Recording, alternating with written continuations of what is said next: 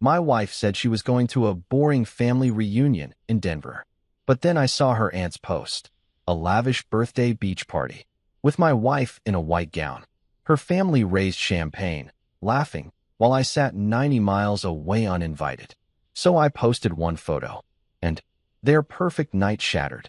You know those mornings that feel like they're straight out of a Folgers commercial? Sun streaming through the kitchen windows at that perfect angle that doesn't burn your retinas. Birds doing their little chirping routine like they're auditioning for a Disney movie.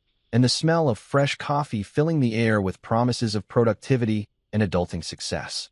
Yeah, that was my Friday morning. And let me tell you, it was the most beautifully orchestrated lie I'd ever lived through without even knowing it.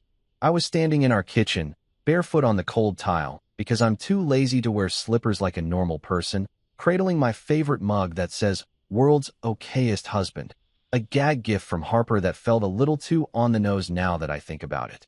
The coffee was black, bitter, and strong enough to jumpstart a dead car battery, exactly how I like it.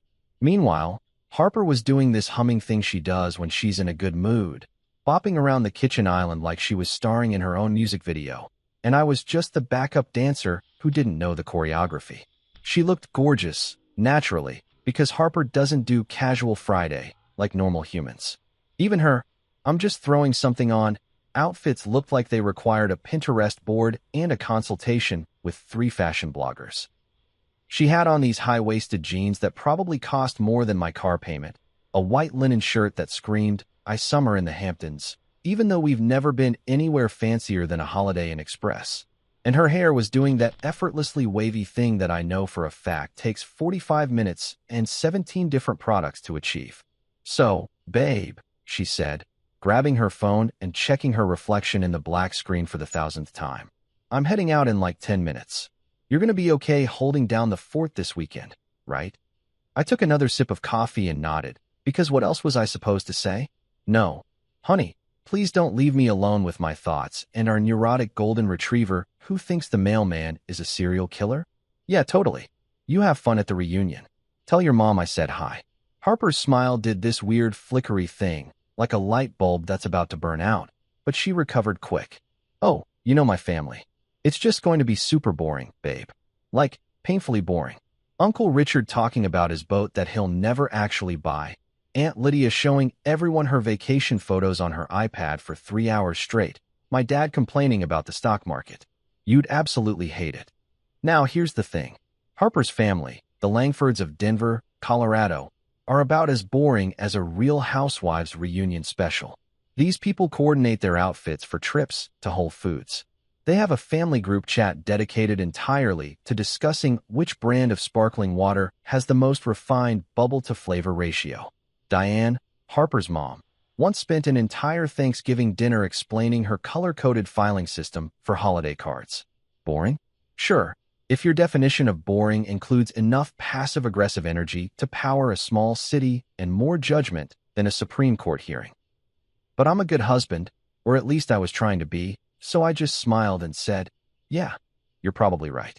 I'll just hang here, catch up on some shows, maybe reorganize the garage like I've been promising to do since we moved in 2 years ago." Perfect.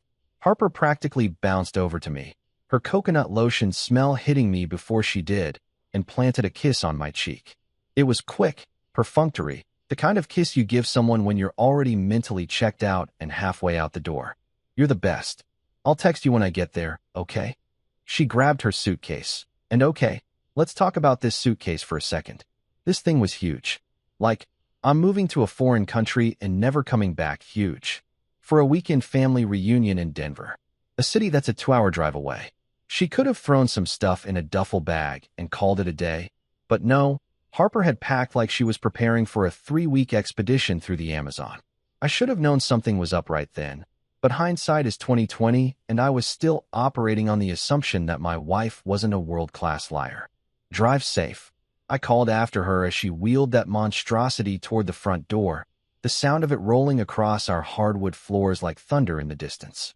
"Always do," she sang back, and then she was gone, the door clicking shut behind her with this finality that I didn't understand yet. I stood there in the kitchen, coffee mug in hand, listening to her car start up in the driveway and pull away. Our golden retriever, Biscuit.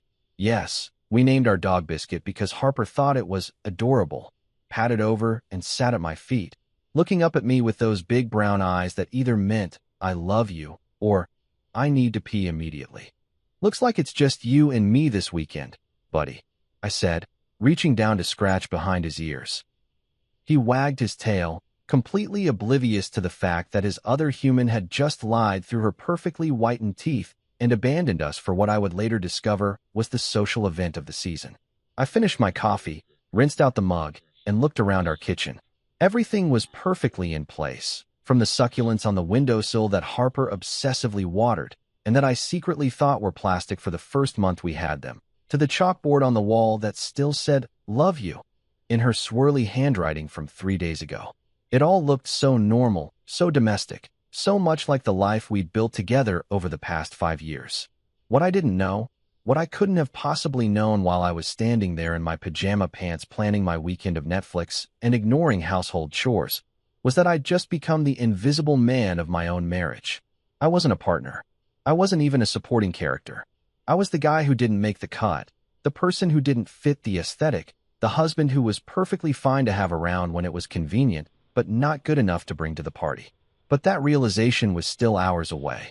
In that moment, I was just a guy in his kitchen, thinking his wife was off to a boring family reunion, completely unaware that boring was the biggest lie she'd ever told me, and that coconut lotion smell she'd left behind was basically the scent of betrayal in tropical form. Spoiler alert, I was about to get a masterclass in humiliation, and I didn't even know I was enrolled. Let me take you back to the beginning, back when I still had hope and dignity and thought that loving someone meant their family would eventually tolerate you. Spoiler alert, I was an idiot. I met Harper's family 3 years ago, about 6 months after we started dating, and I walked into that meeting with the kind of naive optimism usually reserved for people who think they can change their oil without watching a YouTube tutorial first. Harper had been hyping up this dinner for weeks, telling me how excited her parents were to meet me, how her brother Connor was really looking forward to getting to know me, how it was all going to be so chill and casual. She used the word casual approximately 47 times, which should have been my first red flag, because nothing the Langfords do is casual unless your definition of casual includes place settings that require a manual and wine pairings that need their own PowerPoint presentation. The Langfords of Denver, Colorado, are what happens when old money marries nouveau riche and their offspring are raised by a committee of country club managers and life coaches.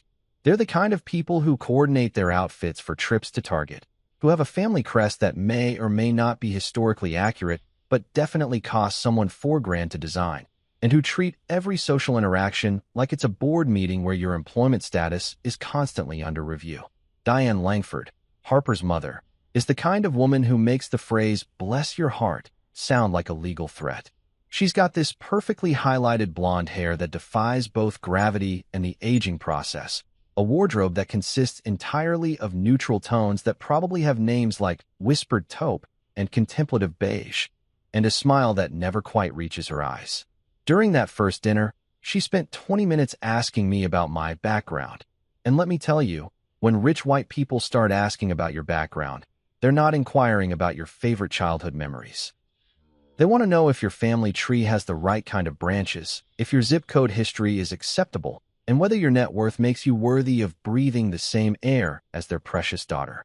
I told her I grew up in a middle-class neighborhood in Ohio, that my dad was a high school teacher and my mom worked in administration at a local hospital, and that I put myself through college on a combination of scholarships, student loans, and a truly regrettable stint working at a call center where I got screamed at by strangers for $8 an hour. Diane's smile got tighter with every word, like someone was slowly turning a screw in her jaw. "How? Industrious," she said, in a tone that made industrious sound like a communicable disease. Gerald Langford, Harper's dad, is the human embodiment of a LinkedIn profile. This man measures human worth exclusively in stock portfolios, real estate holdings, and whether or not you summer as a verb. He's got that silver fox thing going on that probably works great in boardrooms, but makes family dinners feel like hostile takeovers. During our first meeting, he spent exactly 4 minutes asking me about my job in tech consulting before his eyes glazed over like a donut, and he started checking his phone. When I mentioned that I'd recently helped a startup optimize their cloud infrastructure and save about 30% on operational costs, he actually yawned. Yawned. Then he said, "That's nice, sport," and started talking about his golf handicap. I'm 32 years old, and this man called me sport like I was his caddy. But Connor, oh Connor, Harper's little brother is 28, works in private equity, which as far as I can tell means he moves money around and collects a paycheck for it, and has the kind of confidence that only comes from never having to interview for a job in your life. Connor Langford is what happens when privilege and a Patagonia vest merge into human form. During that first dinner, after listening to me explain what I do for exactly 90 seconds, he actually laughed and said, "Tech consulting? That's so cute. It's like what people do before they get real jobs, right?" He said this while cutting his filet mignon that cost more than my car insurance, completely oblivious to the fact that I wanted to stab him with my salad fork. Harper, to her credit, did that thing where she squeezed my hand under the table, which I took as a sign of solidarity, but now realize was probably just her way of saying, "Please don't make a scene and ruin my trust fund access." I smiled, laughed it off, and said something about how I enjoyed the challenge of helping businesses grow, and Connor responded by launching into a 20-minute monologue about crypto that made everyone at the table want to fake a medical emergency. That dinner set the tone for the next 3 years of my life. Every family gathering became this elaborate performance where I played the role of Harper's tolerable but not quite acceptable husband, the guy who was fine for now, but probably wouldn't make the final cut. Thanksgiving, I brought a $15 bottle of wine that I thought was decent, and Diane literally recoiled like I'd handed her a jar of pickled rats. "How thoughtful," she said, before immediately putting it in the back of the pantry next to the expired canned goods. Christmas, Gerald spent the entire gift exchange talking about Connor's impressive year-end bonus while I sat there with my sweater from Kohl's feeling like the human equivalent of a clearance rack. And the conversations, oh God, the conversations. Every single time I walked into a room where Harper's family was gathered, it was like someone had pressed a mute button on the entire universe. They'd be mid-sentence, laughing about something, probably discussing which yacht club has the best lobster rolls or whatever rich people talk about, and then I'd appear in the doorway and boom. Silence. Dead air. Tumbleweeds rolling through the conversation. Then someone, usually Diane, would force this bright smile and say something like, "Oh, there you are," in a tone that suggested she'd forgotten I existed and was mildly annoyed by the reminder. Harper's cousin Madison, who thankfully had married someone equally unacceptable to the family, a public school teacher named Dave, once pulled me aside at a 4th of July barbecue and said, "Dude, you know they do this to everyone who isn't from their weird money cult, right? Just smile, nod, and remember that their approval means literally nothing." I appreciated the solidarity, but it didn't make it any easier to watch my wife laugh at her dad's jokes about people who rent while I stood there, a renter, holding a burger and dying inside. The thing is, I kept showing up. I kept bringing wine, kept laughing at terrible jokes, kept playing nice even when Connor would introduce me to his finance bros as Harper's husband who does computer stuff. I convinced myself that eventually Harper would stand up for me, that she'd tell her mom to back off or tell her brother to show some respect. I thought marriage meant having someone in your corner, someone who'd defend you when you weren't in the room. Plot twist, Harper never defended me. Not once.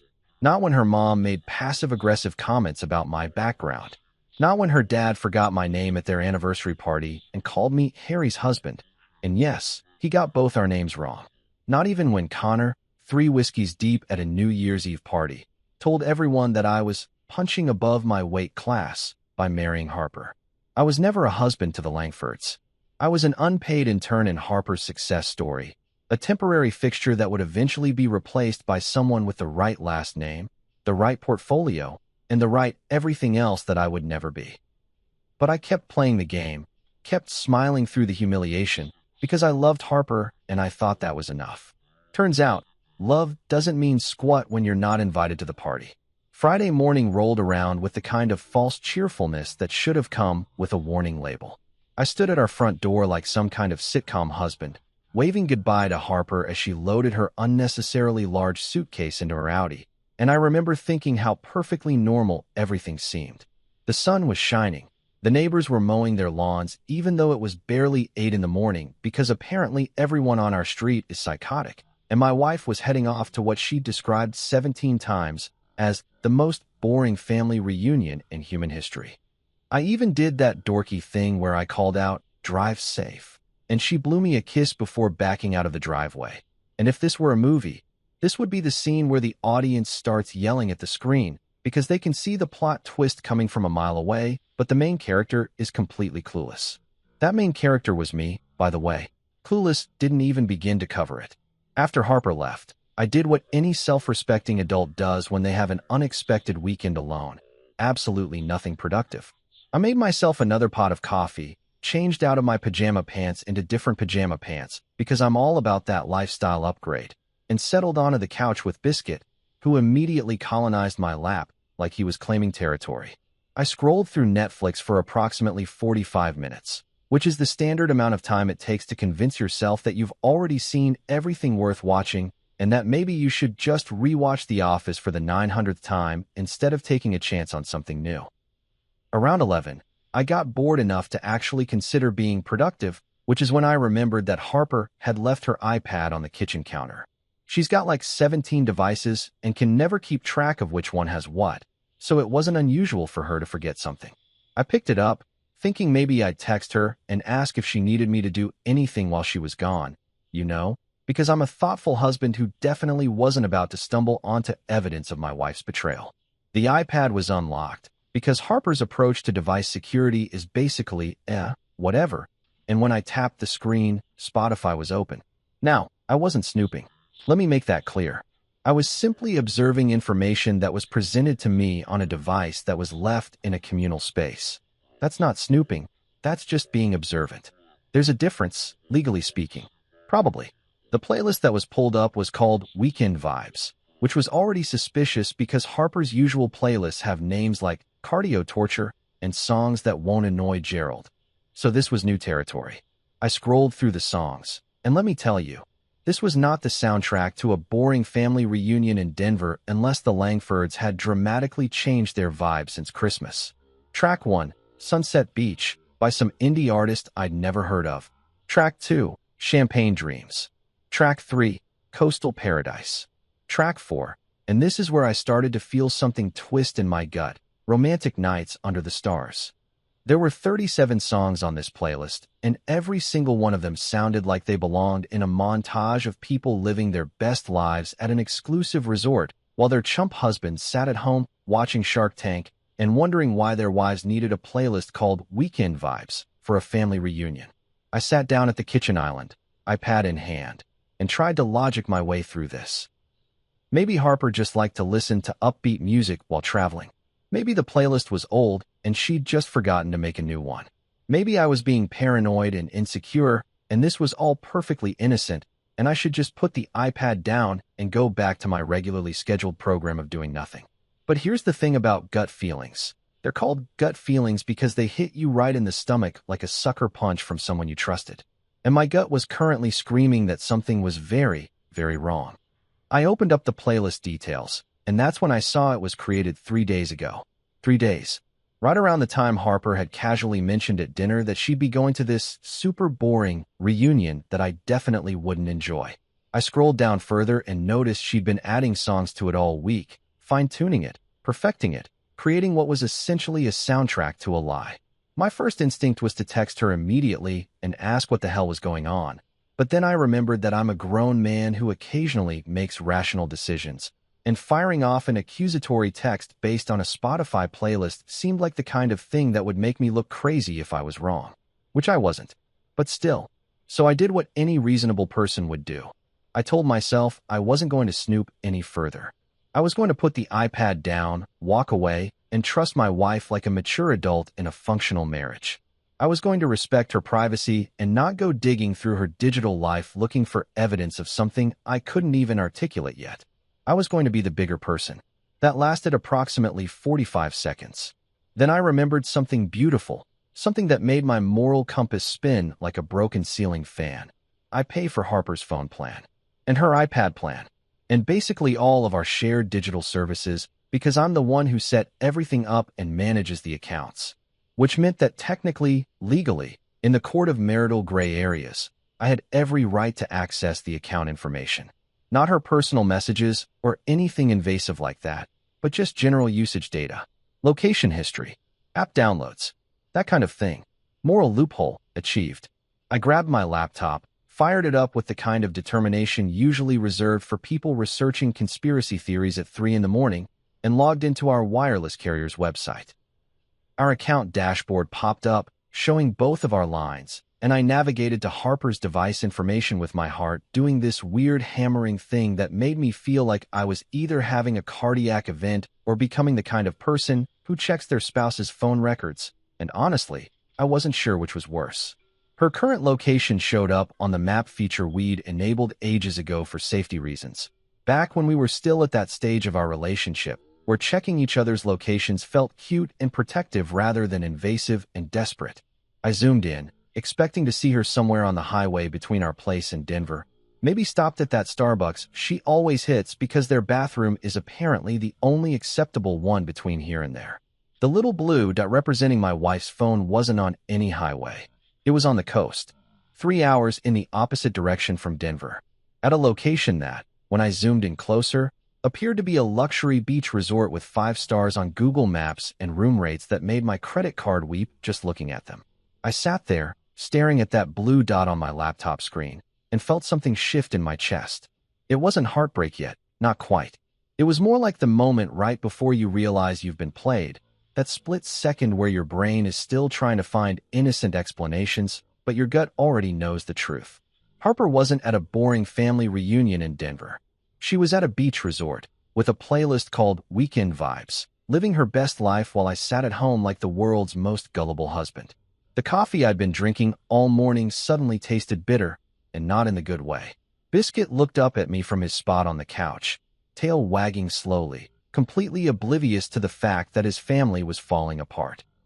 I wanted to be angry, wanted to feel that clean, sharp rage that would make the next steps obvious, but all I felt was this hollow disappointment, like I'd just found out that the life I thought I was living had been a carefully constructed stage set, and I was the only one who didn't know it was all fake. But I wasn't going to confront her yet. Not until I had more information. Not until I knew exactly what I was dealing with. So I kept watching that blue dot, and I waited. Saturday evening found me exactly where any red-blooded American man wants to be on a weekend, slouched on his couch, eating leftover lasagna straight from the Tupperware like a divorced dad in a beer commercial, watching Shark Tank and judging people's business decisions while making exactly 0 good decisions of my own.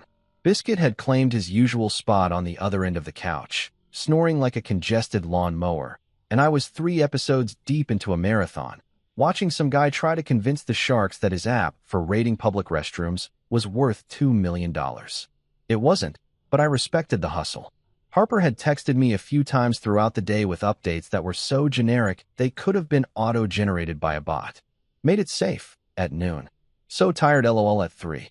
Miss you. At 6, accompanied by a heart emoji that felt about as genuine as a politician's campaign promise. I'd responded with equally bland messages because that's what you do when you're not quite ready to admit that you know your wife is lying to you. You play along. You pretend. You become complicit in your own humiliation because confronting the truth requires energy you don't have yet. I was just getting to the part where Mr. Wonderful was absolutely destroying the restroom app guy's valuation when my phone buzzed on the coffee table. I almost ignored it because nothing good ever comes from phone notifications after 7 p.m., but something made me pick it up. Maybe it was instinct. Maybe it was fate. Maybe it was just dumb luck. Whatever it was, that notification changed everything. Instagram, Lydia_Langford tagged you in a post. Lydia, Harper's aunt. The woman who treated social media like it was her full-time job and documented every single family event with the kind of obsessive detail usually reserved for crime scene investigators. Lydia was 63 years old and had better Instagram game than most influencers, complete with ring lights, hashtag strategies, and a follower count that made me feel personally inadequate. She posted everything. Her morning smoothies, her yoga poses, her thoughts on current events that no one asked for, and especially, every single Langford family gathering, tagged and filtered and captioned with the kind of enthusiasm that made you wonder if she was okay. I opened the app, my thumb moving on autopilot, and the first thing I saw was the photo. Not a photo. The photo. The photo that would eventually launch 1,000 comments and destroy whatever was left of my marriage. But in that moment, it was just an image on a screen, taking a second to load because our Wi-Fi is trash, and I remember thinking in that brief loading period that maybe it was nothing. Maybe it was just a throwback photo or something innocent. The image loaded, and there she was, my wife, Harper, in a white beach gown that probably cost more than our mortgage payment, barefoot in the sand like some kind of bohemian goddess, holding a champagne flute that caught the golden hour light in a way that made it look like she was in a literal fairy tale. Her hair was down, wavy, perfect, and she was laughing, actually laughing, with her head thrown back in that carefree way she used to laugh with me back when we first started dating, before I became the guy who wasn't good enough for family photos. But it wasn't just Harper. Oh no. Behind her, stretching out like a scene from a wedding magazine, was what could only be described as the most boring family reunion I'd ever seen. Fairy lights strung between palm trees, creating this canopy of twinkling magic. A live band set up on a wooden platform, the kind of band that definitely didn't play Happy Birthday in the traditional sense, but probably knew jazz standards and could improvise for 3 hours straight. Tables covered in white linens with centerpieces that looked professionally arranged. And the food, Jesus Christ, the food. There was a seafood tower in the background that was taller than most toddlers, oysters and shrimp and crab legs arranged in this architectural marvel that probably required engineering degree to construct. The caption, written in Lydia's signature style of excessive enthusiasm and unnecessary capitalization, read, "Happy 60th birthday to the most amazing woman, our beautiful Diane. What an incredible celebration with our favorite people. Blessed beyond measure. Hashtag Langford family, hashtag beach party, hashtag birthday queen, hashtag family first, hashtag grateful, hashtag luxury life, hashtag coastal vibes." I counted 11 hashtags. 11. Because apparently, this event needed to be searchable under multiple categories of life I wasn't invited to. I sat there, lasagna forgotten, staring at this photo like it was one of those magic eye pictures, and if I just looked at it long enough, it would reveal a hidden message that said, "Just kidding." But no hidden message appeared. Just Harper, in all her white gown glory, celebrating her mother's 60th birthday at what was clearly an extremely expensive, extremely exclusive beach party that I, her husband, knew absolutely nothing about. Well, that's not entirely true. I knew it was happening this weekend. I just thought I wasn't invited because it was boring. Turns out, I wasn't invited because I wasn't wanted, which is a completely different category of rejection that hits way harder. I scrolled through the other photos in Lydia's post, because apparently I'm a masochist who enjoys emotional self-harm.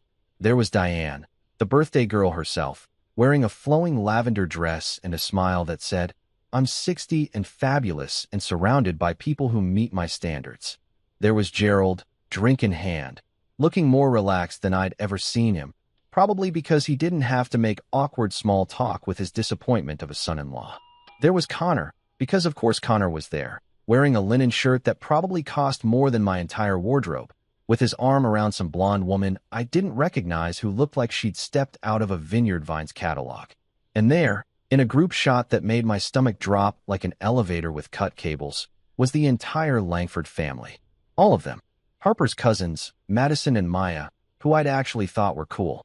Harper's Uncle Richard, who'd promised to take me fishing sometime, a promise I now realized was as empty as his morals.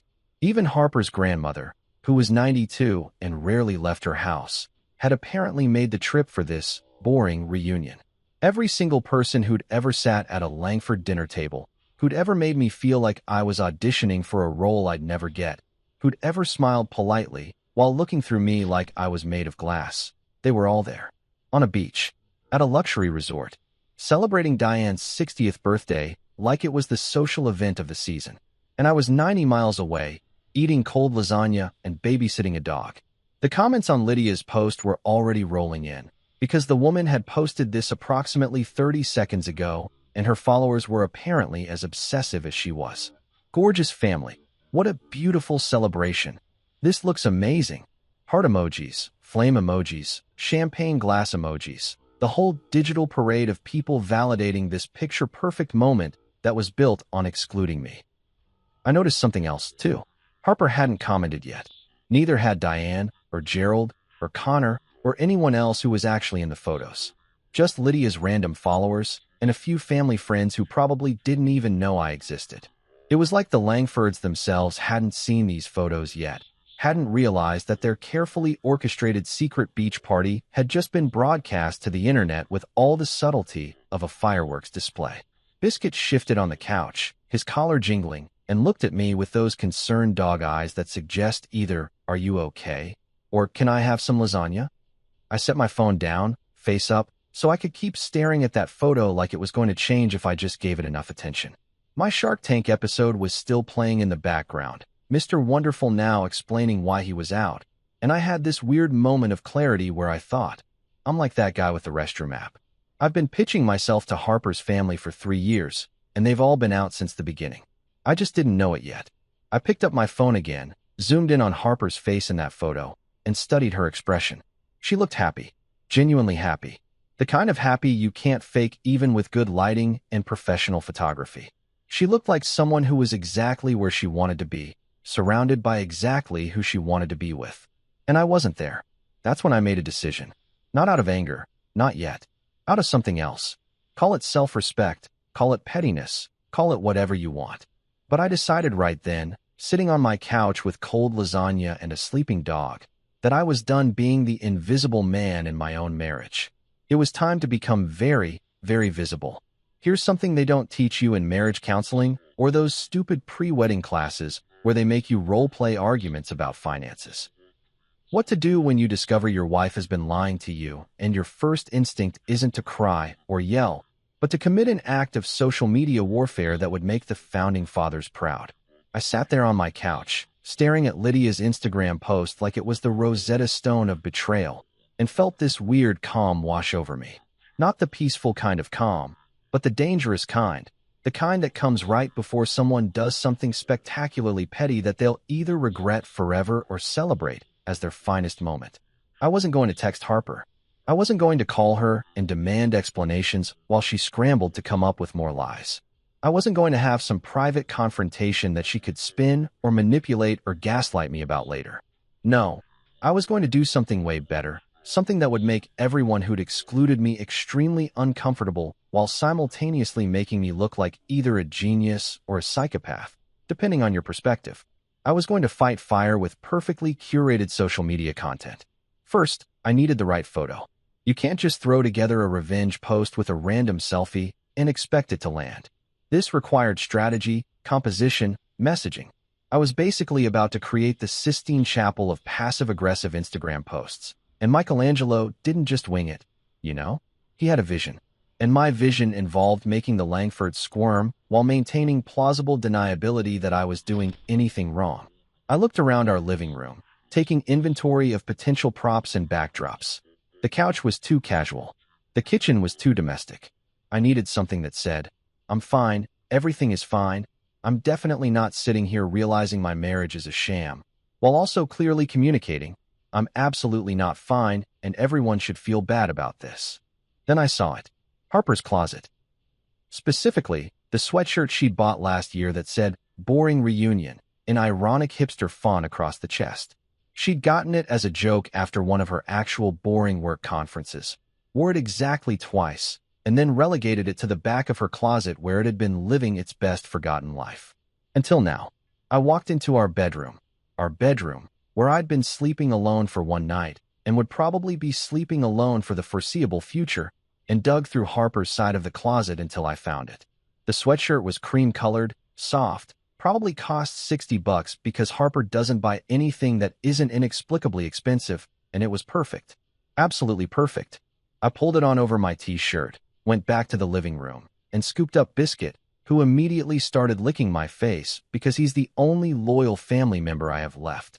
I positioned us on the couch, made sure the lighting was decent, not great, because this needed to look casual and spontaneous even though it was extremely calculated, and held my phone out at arm's length. Okay, buddy, I said to Biscuit, who was now trying to eat my hair. We're about to either save my dignity or destroy what's left of my social life. 50-50 shot here. I took about 17 photos because apparently I've internalized Harper's influencer tendencies through osmosis and scrolled through them to find the best one. Most of them were trash, bad angles, Biscuit looking away, my face doing that weird thing where I look like I'm either constipated or about to sneeze. But photo number 12 was gold. I looked tired but not pathetic. Biscuit was gazing at the camera with those soulful eyes that made him look like the goodest boy who ever lived. And the boring reunion text on the sweatshirt was perfectly visible and centered. Now came the hard part, the caption. This needed to be sharp enough to draw blood, but subtle enough that I could claim innocence if anyone accused me of being malicious. It needed to say everything while technically saying nothing. It needed to be the kind of caption that future generations would study in communication classes as either a masterpiece or a cautionary tale. I typed and deleted approximately 47 different versions. Some reunions really are boring was too vague. Wish I could be there was too passive. Thanks for the invite, fam, was too obviously sarcastic. I needed something that would make people stop mid-scroll, something that would make Harper's phone explode with notifications, something that would make Diane Langford choke on her birthday champagne. Finally, I landed on it. Some reunions really are boring, especially when you're not invited. Simple, direct, devastating. The kind of caption that sounds casual but lands like a tactical nuke. I added the photo, checked the caption one more time, and hovered my thumb over the share button like it was a detonator and I was about to blow up my entire life. This is crazy, I said out loud to Biscuit, who had now fallen asleep in my arms and was snoring directly into my armpit. I'm about to publicly call out my wife and her entire family on Instagram. This is not how healthy adults handle conflict. This is how people end up on daytime television shows where everyone throws chairs. But you know what? I didn't care. I was done being the understanding husband, the guy who smiled and nodded and pretended not to notice when he was being erased from his own family. I was done being excluded from the narrative while paying for the subscription. I hit share. For about 30 seconds, nothing happened. The post went live, sitting there in my feed with 0 likes and 0 comments. And I had this brief moment of panic where I thought maybe no one would even see it. Maybe I'd just committed social media suicide for an audience of nobody. But then, like watching a horror movie where you know the jump scare is coming, but it still gets you, my phone started buzzing. The first like came from my buddy Marcus, who I'd gone to college with and who had absolutely no context for what was happening, but apparently appreciated the vibe. Then came a comment from my coworker Jennifer. Wait, what reunion? 3 dots appeared, indicating she was typing more, and I watched as she added, Dude, are you okay? Then the floodgates opened. My cousin Amy, who'd met Harper exactly twice and had immediately clocked her as high maintenance, snap. What's happening? My former roommate Derek, who loved drama more than oxygen, BRO. Details. Now, Harper's college friend Vanessa, who was apparently just as confused as everyone else. Harper's at a reunion? I thought she was working this weekend. And then, the comment that made my heart stop.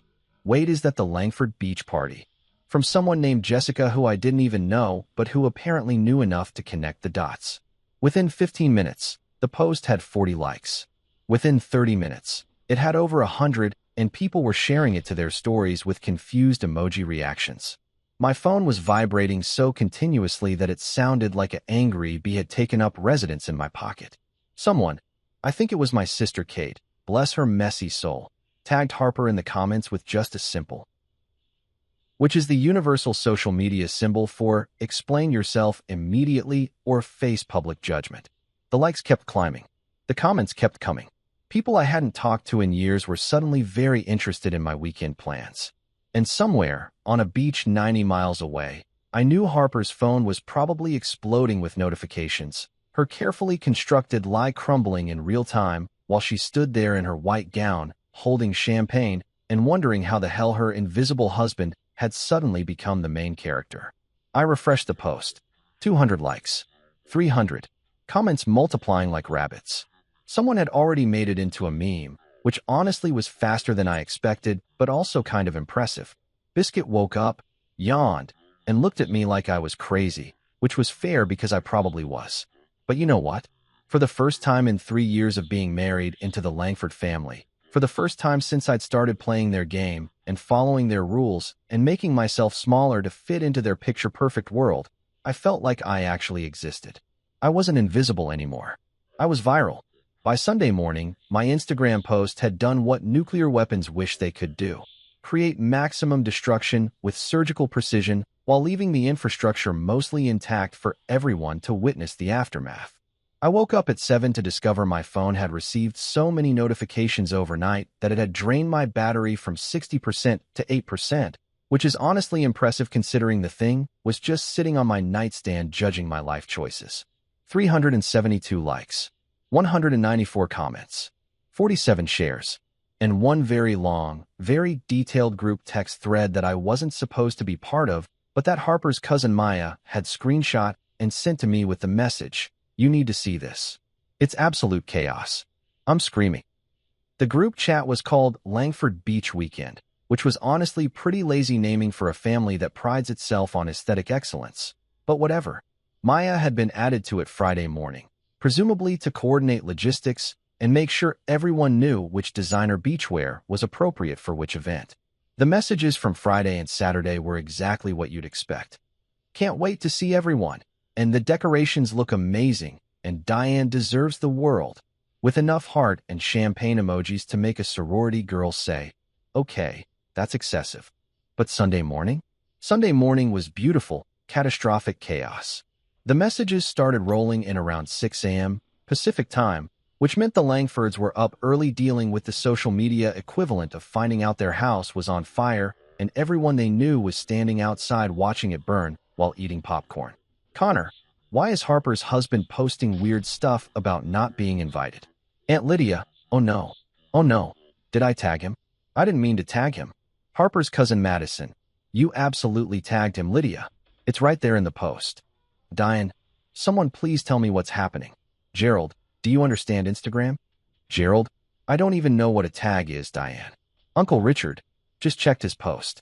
He's got like 400 likes now. This is not great." Connor, "Not great? Dude is making us look like we excluded him." Which we did. But he's not supposed to say that.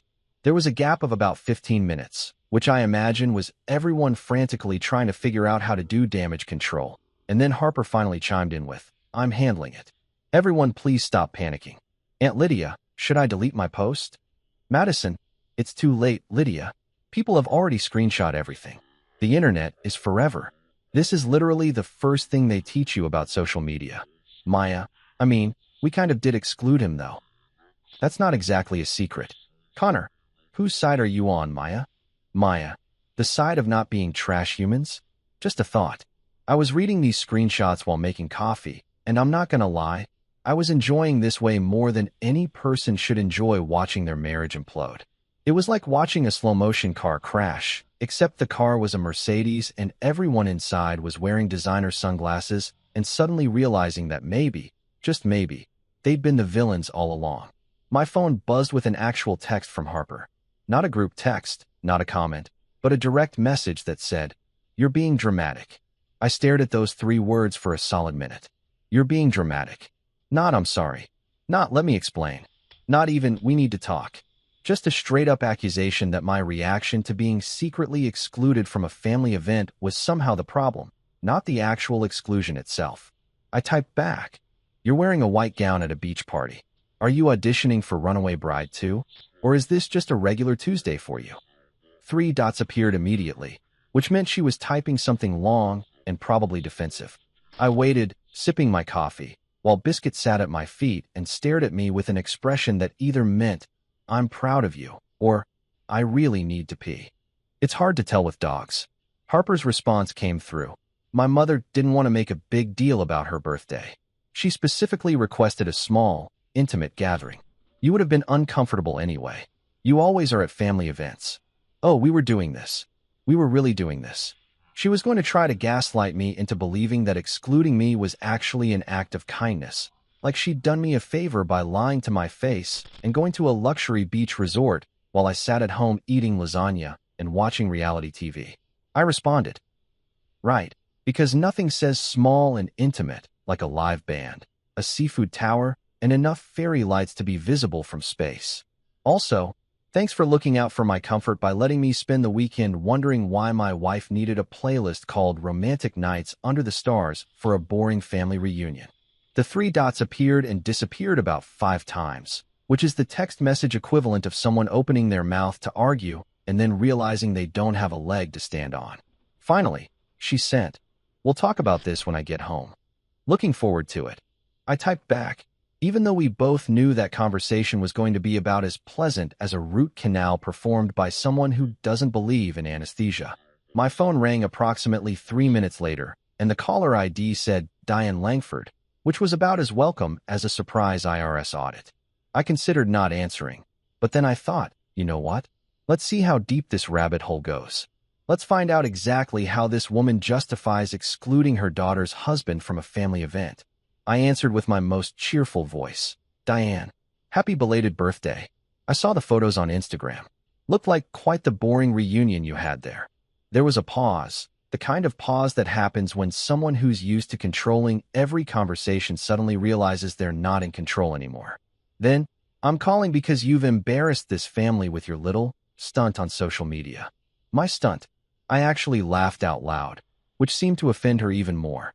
"Diane, I posted a picture of myself in a sweatshirt with my dog. If that embarrassed you, maybe the problem isn't the picture. You know exactly what you did," she said, her voice doing that tight thing it does when she's trying to sound authoritative but really just sounds constipated. "You made it seem like we deliberately excluded you.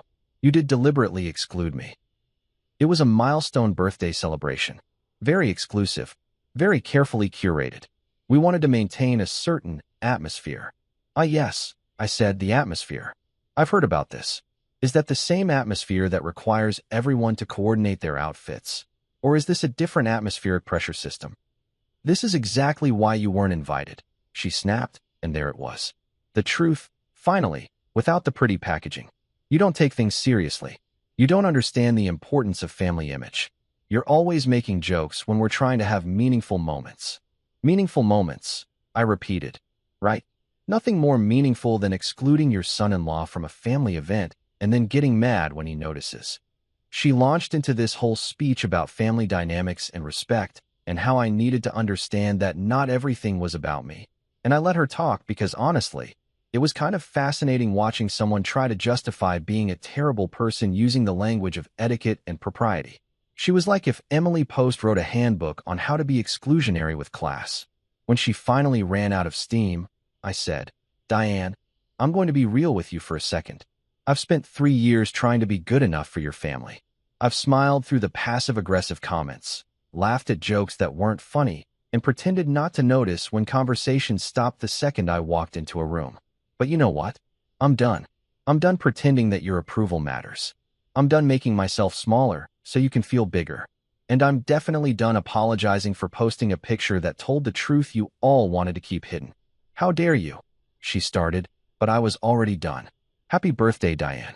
I'm sure it was everything you wanted, which apparently included not having me there. Glad I could help make it perfect by staying home." I hung up. My phone immediately buzzed with another text, this time from Harper's cousin Maya. "Dude, I need to tell you something. The reason you weren't invited? Diane literally said you didn't fit the aesthetic of her birthday photos." Direct quote. "I'm so sorry. This family is toxic." I read that message 3 times, letting it sink in. I didn't fit the aesthetic. Like I was a piece of furniture that clashed with the curtains, or a painting that didn't match the color scheme. 3 years of marriage, and to my mother-in-law, I was nothing more than a visual inconvenience. I typed back to Maya, "Thanks for telling me. And hey, at least now I know where I stand." Turns out, I don't stand anywhere near the beach. She sent back a crying laughing emoji, and then, for what it's worth, half the family thinks this whole thing is ridiculous. We're Team U. It was a small comfort, but I'd take it. Sunday night rolled around with the inevitability of a horror movie sequel nobody asked for. I'd spent the day fielding texts from friends, family members I hadn't talked to since my wedding, and even my old college professor who apparently followed me on Instagram and wanted to know if I was holding up okay.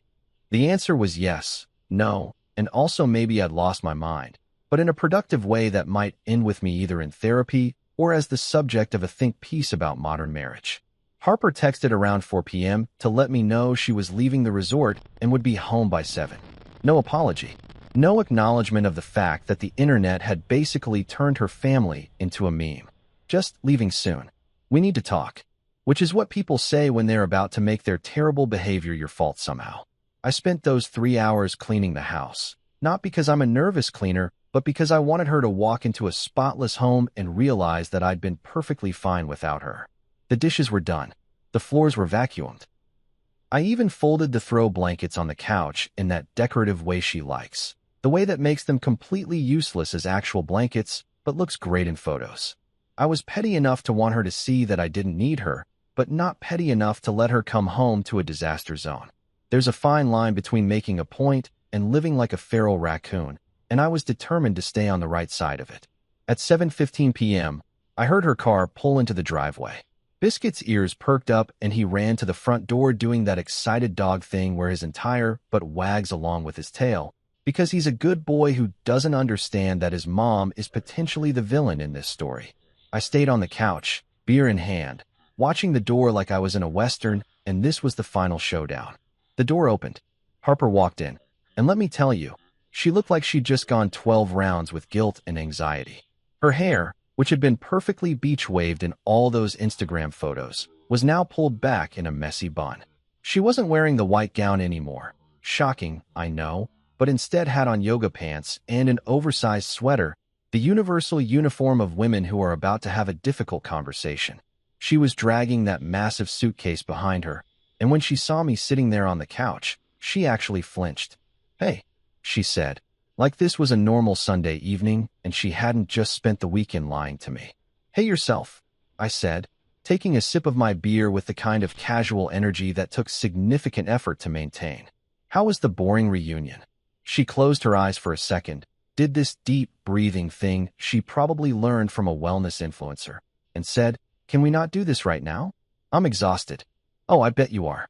All that champagne and seafood and lying takes it out of you." She left her suitcase by the door, walked past me into the kitchen, and I heard her opening the fridge. Biscuit followed her, tail still wagging, the only innocent party in this entire disaster. When she came back, she had a bottle of water and the kind of defensive posture that meant she'd prepared talking points during the drive home.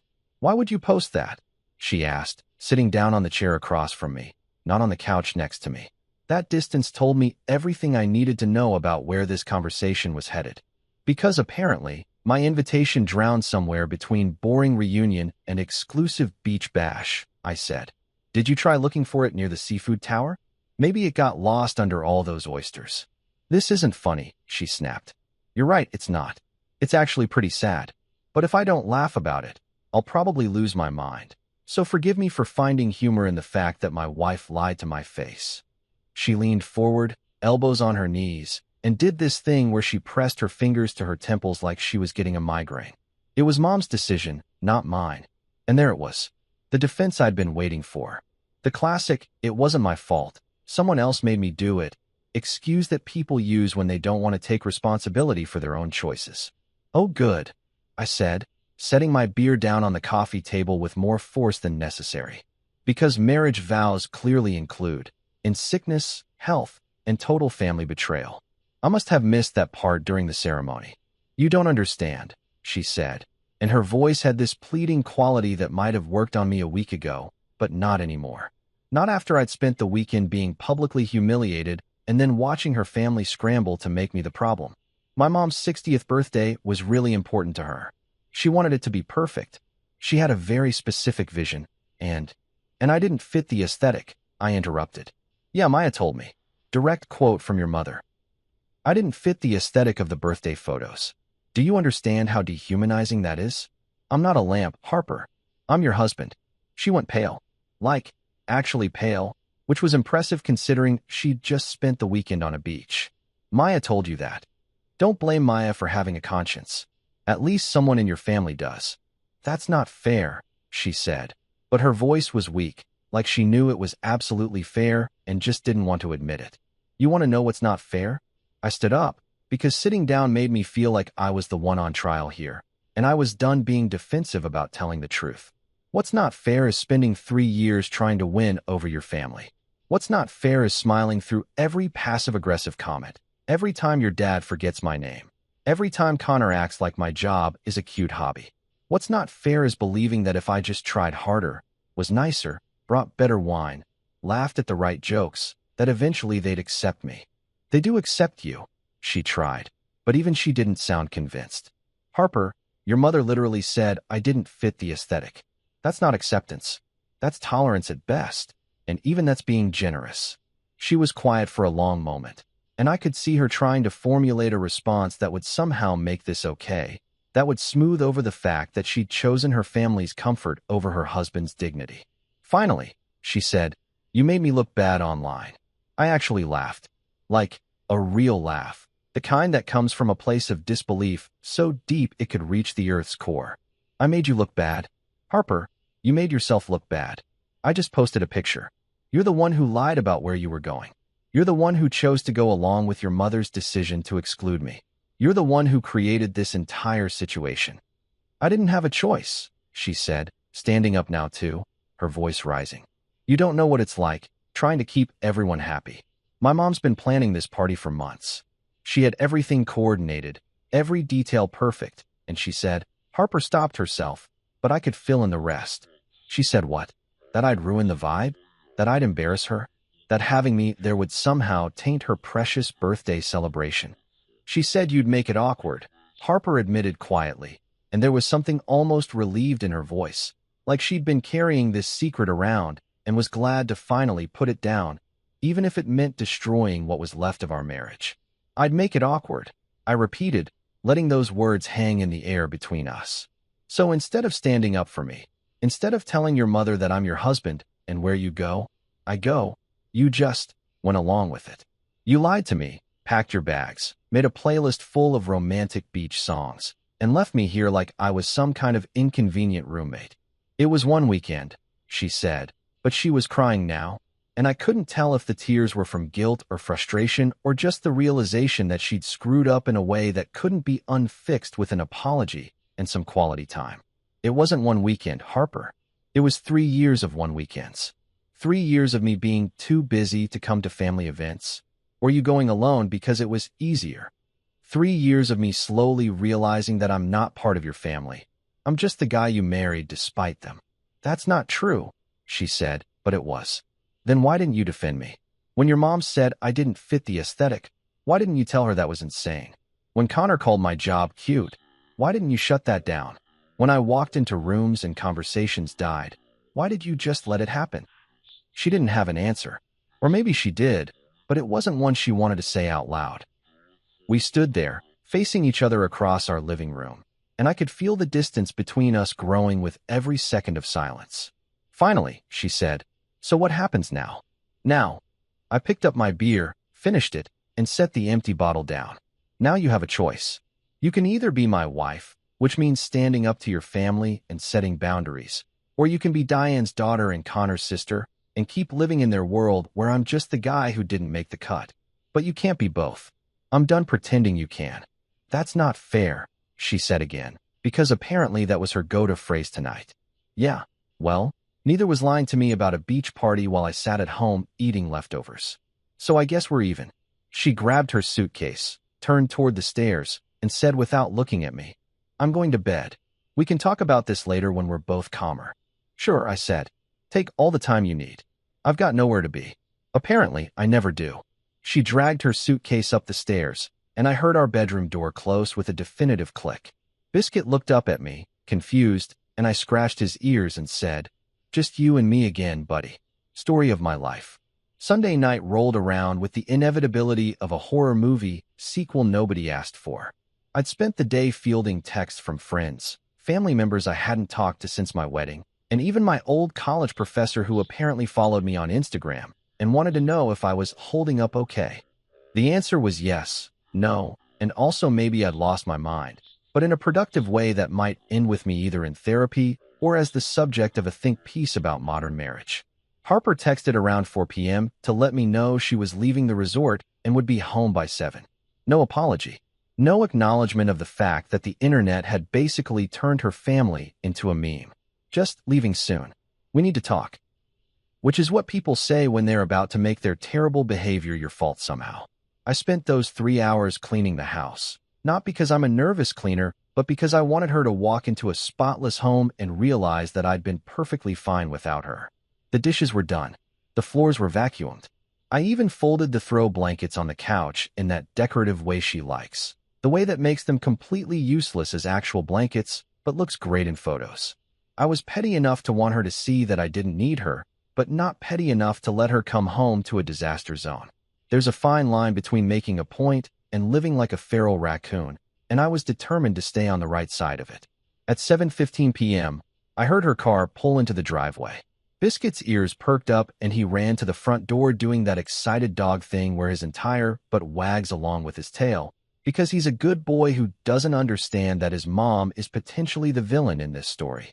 I stayed on the couch, beer in hand, watching the door like I was in a Western, and this was the final showdown. The door opened. Harper walked in, and let me tell you, she looked like she'd just gone 12 rounds with guilt and anxiety. Her hair, which had been perfectly beach-waved in all those Instagram photos, was now pulled back in a messy bun. She wasn't wearing the white gown anymore. Shocking, I know, but instead had on yoga pants and an oversized sweater, the universal uniform of women who are about to have a difficult conversation. She was dragging that massive suitcase behind her, and when she saw me sitting there on the couch, she actually flinched. "Hey," she said, like this was a normal Sunday evening and she hadn't just spent the weekend lying to me. "Hey yourself," I said, taking a sip of my beer with the kind of casual energy that took significant effort to maintain. "How was the boring reunion?" She closed her eyes for a second, did this deep breathing thing she probably learned from a wellness influencer, and said, "Can we not do this right now? I'm exhausted." "Oh, I bet you are. All that champagne and seafood and lying takes it out of you." She left her suitcase by the door, walked past me into the kitchen, and I heard her opening the fridge. Biscuit followed her, tail still wagging, the only innocent party in this entire disaster. When she came back, she had a bottle of water and the kind of defensive posture that meant she'd prepared talking points during the drive home. "Why would you post that?" she asked, sitting down on the chair across from me, not on the couch next to me. That distance told me everything I needed to know about where this conversation was headed. Because apparently, my invitation drowned somewhere between boring reunion and exclusive beach bash, I said. "Did you try looking for it near the seafood tower? Maybe it got lost under all those oysters." "This isn't funny," she snapped. "You're right, it's not. It's actually pretty sad. But if I don't laugh about it, I'll probably lose my mind. So forgive me for finding humor in the fact that my wife lied to my face." She leaned forward, elbows on her knees, and did this thing where she pressed her fingers to her temples like she was getting a migraine. It was Mom's decision, not mine. And there it was. The defense I'd been waiting for. The classic, "it wasn't my fault, someone else made me do it," excuse that people use when they don't want to take responsibility for their own choices.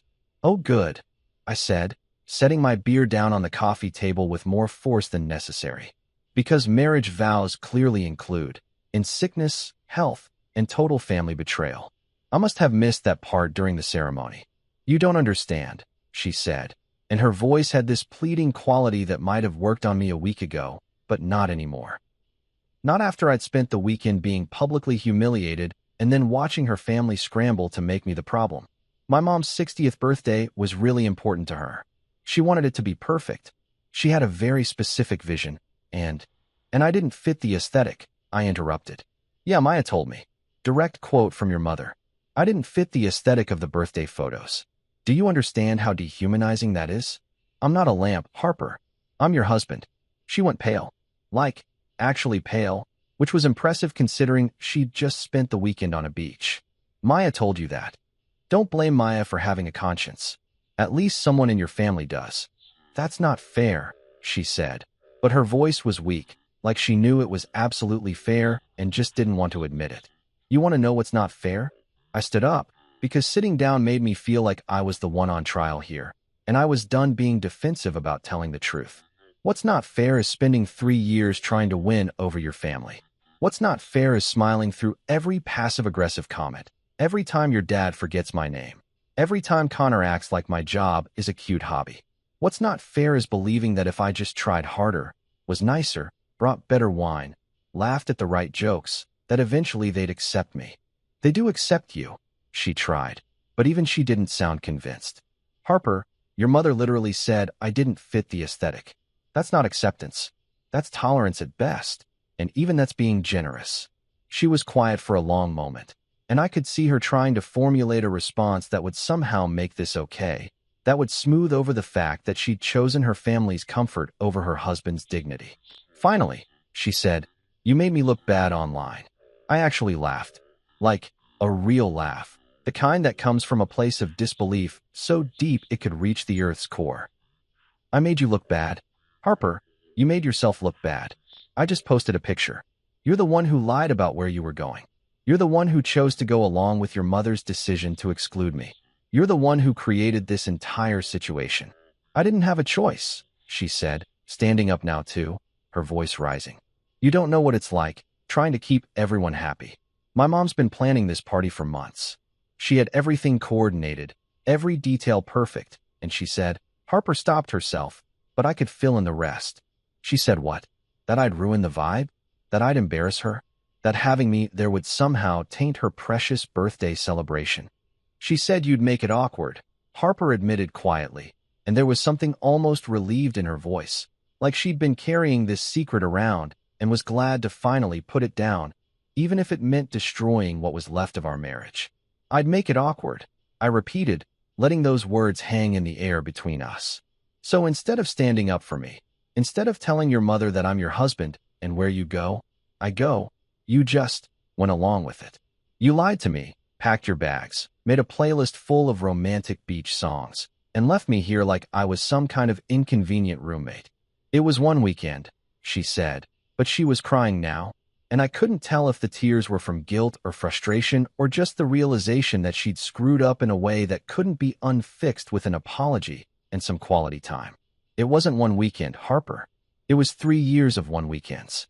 3 years of me being too busy to come to family events, or you going alone because it was easier. 3 years of me slowly realizing that I'm not part of your family. I'm just the guy you married despite them. That's not true, she said, but it was. Then why didn't you defend me?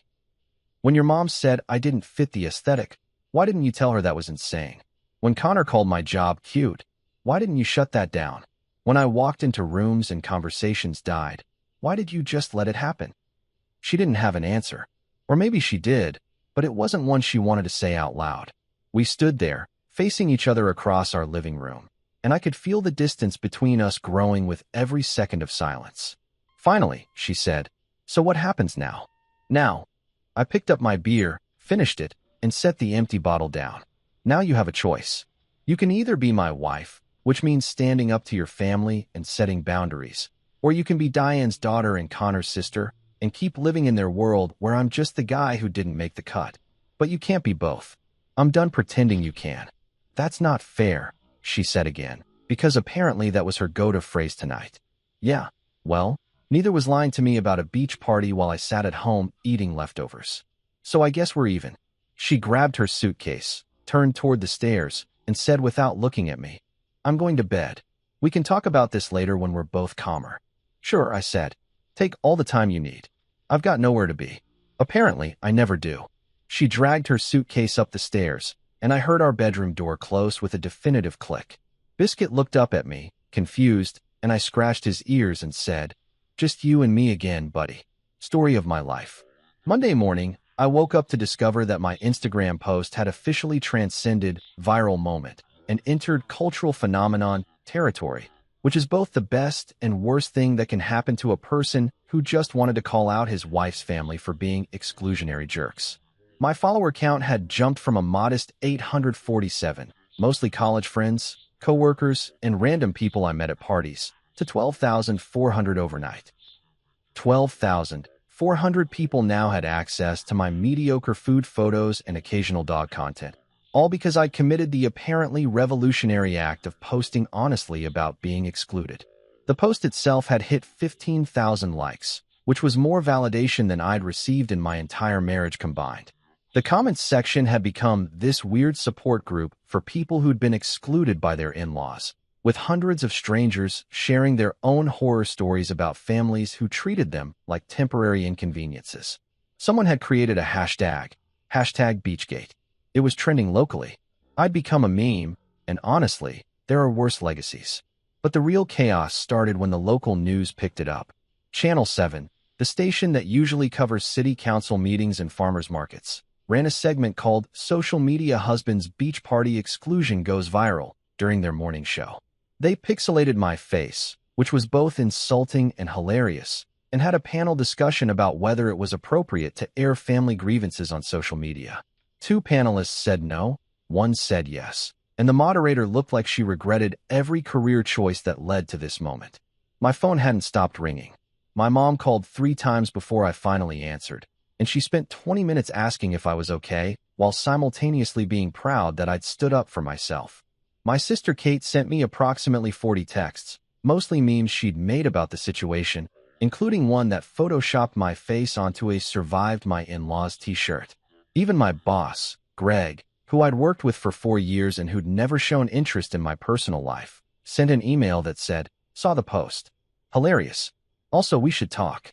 That "we should talk" turned out to be the most unexpected development in this entire disaster. Greg called me around 10 a.m. and I answered expecting him to tell me that my personal drama was unprofessional and maybe I should consider taking it down, but instead he said, "How would you feel about doing some marketing consulting for us? Specifically, authentic storytelling campaigns?" I almost laughed. "You want me to do marketing?" "Greg, I do tech consulting. I optimize cloud infrastructure. I've never written a marketing campaign in my life." "Yeah, but you just ran the most successful authentic engagement campaign I've seen in years," he said. "You told a real story, people connected with it, and now everyone's talking about authenticity and honesty in relationships. That's marketing gold. We've got a client who wants to rebrand around genuine connection, and honestly, you'd be perfect." So apparently, being publicly betrayed by your in-laws is a marketable skill now. Welcome to 2025, where your trauma can become your brand if you package it correctly. But it got weirder. Harper's cousin Maya, the only Langford who seemed to have functioning moral compass, reached out with a proposition. "I run a social media management business," she said over coffee Tuesday afternoon at a cafe far enough from our neighborhood that we wouldn't run into any mutual acquaintances. "And I've been watching what you did. It was brilliant. Not just the post itself, but how you handled the fallout. You need to monetize this." "Monetize my marriage falling apart?" I asked, stirring my coffee and wondering when my life became a Black Mirror episode. "Monetize your authenticity," she corrected. "Do you know how many people are desperate for someone to just tell the truth about family dynamics? About toxic in-laws? About feeling invisible in their own relationships? You tapped into something real, and people are responding. Let me help you build on that." So we did.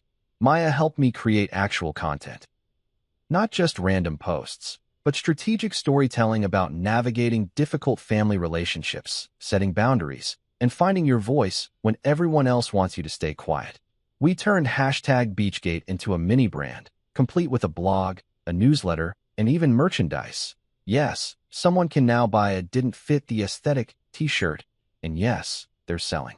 My follower count hit 25,000 by Wednesday. Brands started reaching out about partnerships. A podcast called Toxic In-Laws Anonymous invited me as a guest. Someone from a publishing house sent an email asking if I'd ever considered writing a book. Meanwhile, Harper's brother Connor sent me a message that simply said, "You're ruining Mom's image." I replied, "Tell Mom to invest in better PR." He blocked me immediately, which honestly felt like a win. The irony wasn't lost on me. The family that excluded me because I didn't fit their perfect image was now dealing with the consequences of their own image management failing spectacularly. Diane Langford, who'd spent 60 years cultivating a reputation as Denver's most gracious hostess, was now known as the mother-in-law who excluded her son-in-law from a beach party because he didn't match the aesthetic. The internet is forever, and it has a long memory for petty cruelty. Harper still wasn't talking to me beyond logistical household questions like, "Did you pay the electric bill? And can you pick up dog food?" We were roommates now, coexisting in the same space, but living completely separate lives. She'd moved into the guest room, which she claimed was temporary, but felt pretty permanent based on how she'd rearranged the furniture. Turns out, Being publicly betrayed pays surprisingly well. My consulting work had tripled, my social media presence was growing daily, and for the first time in 3 years, I felt like people actually saw me. Not as Harper's husband, not as the Langfords' disappointing son-in-law, but as myself. It was almost worth the destroyed marriage. Almost.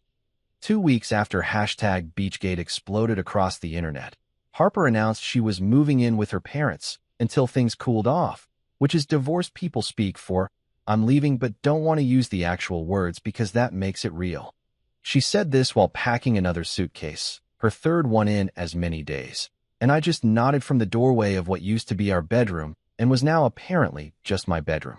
"How long do you think it'll take for things to cool off?" I asked, watching her fold cashmere sweaters with the kind of precision that suggested she'd been planning this exit strategy for a while. She didn't look at me. "I don't know. A few weeks? A month?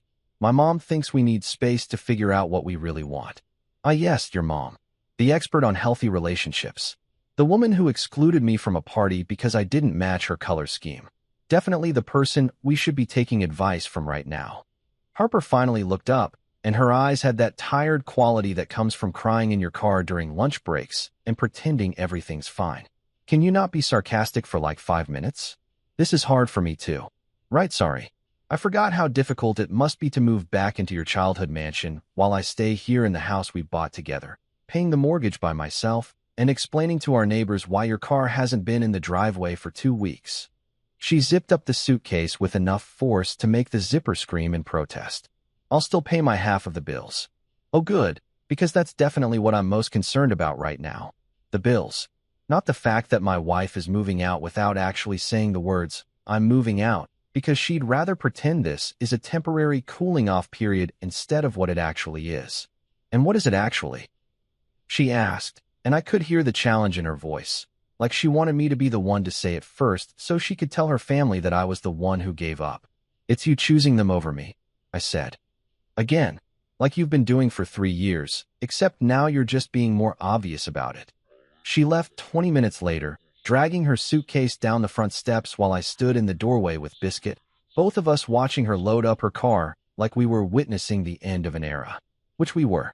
She didn't cry, didn't hug me goodbye, just got in her Audi, backed out of the driveway, and drove toward her parents' house, where she'd be welcomed with open arms and probably a charcuterie board because the Langfords cope with emotional turmoil through expensive cheese.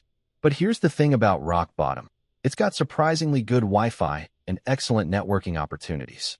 While Harper was settling back into her childhood bedroom with its walk-in closet and ensuite bathroom, I was fielding job offers like I was some kind of hot commodity instead of a guy whose marriage had just imploded on social media. The marketing agency Greg had mentioned? They offered me a 6-month contract handling their Authentic Voices campaign for a tech startup that wanted to rebrand around genuine human connection. The irony of being hired to promote authenticity after my authentic post destroyed my marriage wasn't lost on anyone, especially me. "You're basically the poster child for keeping it real," said Rachel, the agency's creative director, during our first meeting. She was maybe 30, had pink hair, and treated my personal drama like it was a case study in successful viral marketing. "People trust you because you weren't trying to go viral. You were just telling the truth. That's the magic formula everyone's looking for, and nobody can fake."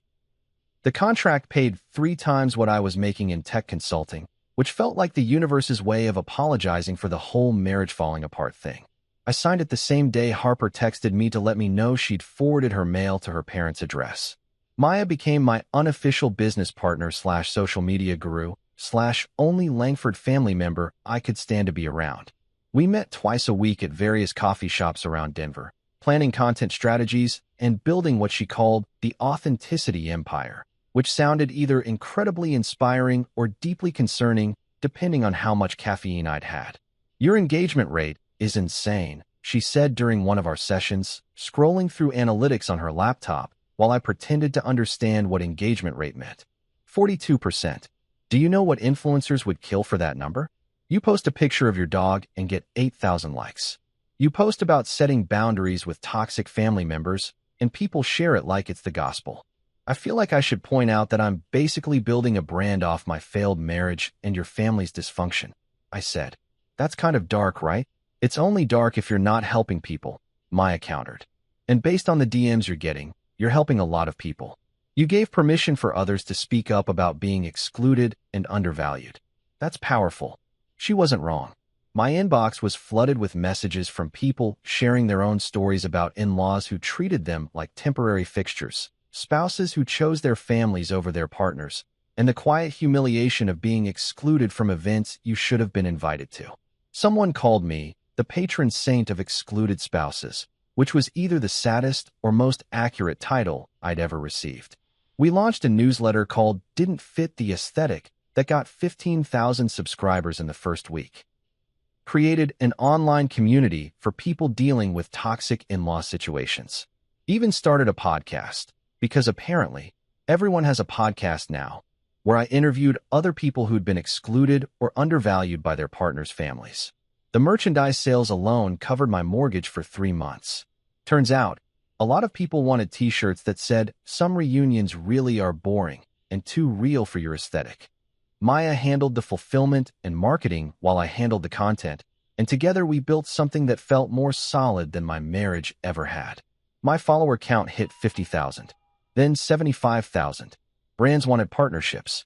Speaking opportunities rolled in. Someone from a major streaming service reached out about developing a show based on my story. Harper, meanwhile, posted a carefully curated Instagram photo of herself at her parents' house with the caption, "Finding peace in familiar places," which got maybe 200 likes and several comments from people asking if she was the wife from #Beachgate. Her attempt at image rehabilitation was failing spectacularly, while my honesty-based brand was thriving. The universe has a weird sense of humor sometimes. A month after Harper moved out, and 3 days after my lawyer sent her the separation papers, she definitely saw coming, but still acted surprised about. I did something that was either brilliantly therapeutic or deeply petty. Honestly, probably both. I booked a solo trip to the exact same beach resort where the Langfords had thrown Diane's exclusive 60th birthday bash that I wasn't aesthetic enough to attend. Maya thought it was genius. "Full circle moment," she said when I told her. "You should definitely post about it." My therapist, Dr. Chun, who I'd started seeing because apparently processing your marriage's public implosion requires professional help, was more cautious. "Are you doing this for closure or for revenge?" she asked during our Tuesday session. "Can it be both?" I replied, and she gave me that look therapists give you when they're not mad, just disappointed in your coping mechanisms. But I went anyway. Booked a room for the weekend, packed a bag that was significantly smaller than Harper's had been, and drove 3 hours to the coast with Biscuit in the passenger seat because he was the only family member who'd never betrayed me. The resort was exactly as pretentious as it looked in Lydia's Instagram photos. Valet parking, a lobby that smelled like expensive candles and rich people's cologne, and staff members who smiled like they were being paid to pretend everyone was special.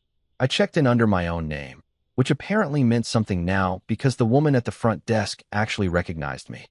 "Oh my God, are you the Beachgate guy?" she asked, her professional composure cracking into genuine excitement. "My sister sent me your post. We were dying. Her in-laws are the worst." "That's me," I said, signing the registration form and feeling that weird mix of pride and embarrassment that comes with being internet famous for having a terrible family situation. Living the dream. "She upgraded my room for free.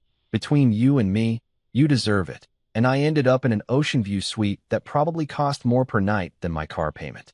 The irony of staying in luxury accommodations at the same resort where I wasn't good enough to attend a party wasn't lost on me, and I appreciated the universe's commitment to poetic justice. Saturday afternoon, I walked down to the beach. The same beach where Harper had worn that white gown and held champagne while I sat at home eating lasagna. The same beach where fairy lights had hung between palm trees and a live band had played for people who decided I wasn't worth including. It looked different now, quieter, less decorated, just a regular beach where regular people came to relax instead of a stage set for exclusionary rich people to perform their family harmony. I stood in almost the exact spot where Harper had posed in Lydia's photo. I was wearing flip-flops I'd bought at Target for $12, board shorts that had seen better days, and a t-shirt that said, "Didn't fit the aesthetic," from my own merchandise line, because if you can't profit off your trauma, what's even the point? I held up a champagne flute, plastic, from the resort's beach bar, because I'm not above being trashy when the situation calls for it, and took a selfie. The caption practically wrote itself. The beach still looks good, now that the trash took itself out. I posted it before I could overthink it, which is basically my brand now. Within minutes, the likes started rolling in. Then the comments. Then the shares. My followers, who'd grown to almost 100,000 at this point, treated it like the finale of a TV show they'd been binge-watching. King behavior. This is the closure we all needed. Harper is punching the air right now. Someone commented, "The best revenge is living well, and you're thriving." They weren't wrong. In the months since Harper left, I'd tripled my income, built a community of people who actually valued authenticity over aesthetics, and discovered that I was significantly happier without the constant pressure of trying to impress people who would never be impressed. Turns out, when you stop trying to fit into spaces that don't want you, you find spaces that actually do. The post went viral, again, because apparently my life was now a series of viral moments strung together like a very public, very messy reality show. But this time felt different. The first post had been about hurt and exclusion. This one was about reclaiming space, about refusing to let other people's rejection define my worth. 2 hours after I posted, I got a comment from Aunt Lydia. "Next year's reunion might actually invite you, smiling face with smiling eyes."